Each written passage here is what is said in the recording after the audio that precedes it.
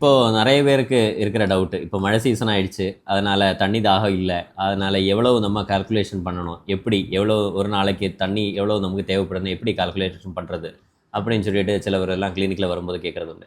அப்போது அதை எப்படி ஈஸியாக நமக்கு கால்குலேஷன் பண்ணலாம், அதுதான் இந்த வீடியோவில் சொல்லிக் கொடுக்குற போகிறேன்.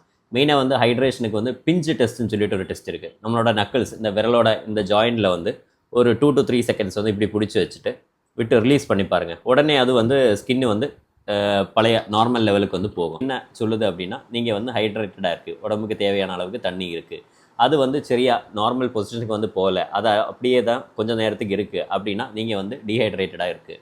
அப்போ அதை வச்சு நமக்கு கண்டுபிடிக்கலாம் நம்மளோட உடம்புல தேவையான அளவுக்கு தண்ணி இல்லை. அப்போ அதை வச்சு நமக்கு இன்க்ரீஸாக தண்ணி குடிக்கலாம். ஜென்ரலாக சொல்ல போனால் ஒரு 2 to 2.5 லிட்டர் தண்ணி தான் ஒரு அடல்ட்டான ஒரு பர்சனுக்கு ஒரு நாளைக்கு தேவைப்படக்கூடிய அளவு. அதுவும் நீங்கள் எக்ஸசிவ் ஸ்வெட் ஆகுது அப்படின்னா அதுக்கேற்ற மாதிரி குடிக்கலாம்.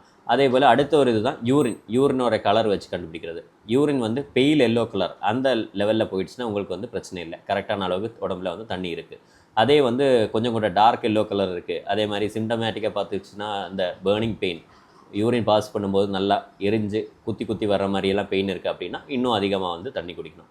மெயினாக இது 2 வழியாக தான் தண்ணி நமக்கு உடம்புக்கு எவ்வளோ தேவைப்படுது அப்படின்னு கண்டுபிடிக்கிறதுல 2 ஈஸியான ஸ்டெப்ஸு.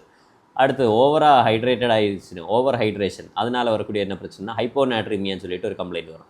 அதுனா உடம்புல சோடியம் லெவல் எலக்ட்ரோலைட்டோட லெவல் நல்லா குறையும். அதனாலேயும் உங்களுக்கு பிரச்சனைகள் எல்லாம் வரும். அதனால தான் நிறைய தண்ணி குடிக்கலாம், ஆனால் நிறைய எக்ஸசிவாக குடிக்க வேணாம்னு சொல்கிறது.